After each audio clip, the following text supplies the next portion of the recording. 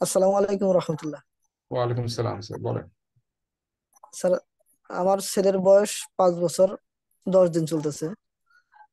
ছেলের বাচ্চাটাকে আমি মানে কোনো স্কুলেও নিয়ে যাইতে পারি না, যাইতে চাচ্ছে না। আমি কোনো বই পড়তে বললেই পড়বো না বলে মানে রাগারাগি করে একটু। বইয়ের সাথে সম্পর্ক রাখতে চাচ্ছে না, মানে বই পড়ানো যাচ্ছে না।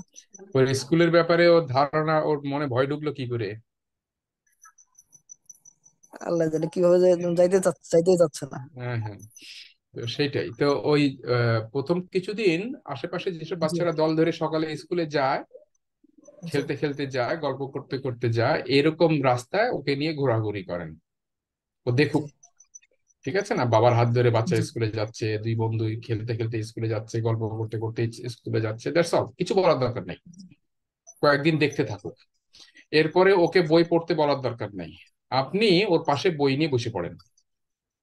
কোন বই সেটা বড় বড় বিষয় না, বই নিয়ে বসে পড়েন ওর পাশে। আর একটা বই আপনি রেখে দেন।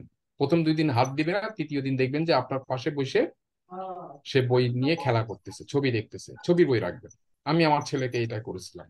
আমার বড় ছেলেকে ছবি রাখছিলাম, ছবির বই। সে ওই ছবির বই, পাখির ছবি ছিল, বিভিন্ন পাখির এনসাইক্লোপিডিয়া বই, চোখ দিয়ে কানা করে ফেলেছে, এই কলম দিয়ে চোখগুলো কানা করেছে, বইটাই শেষ করে ফেলেছে। কিন্তু পড়ার অভ্যাসটা তার হয়েছে। তো আপনি এইভাবে জি। ইয়ে করতে পারেন। হম এইভাবে আস্তে আস্তে তার ভয়টা কাটাতে পারেন।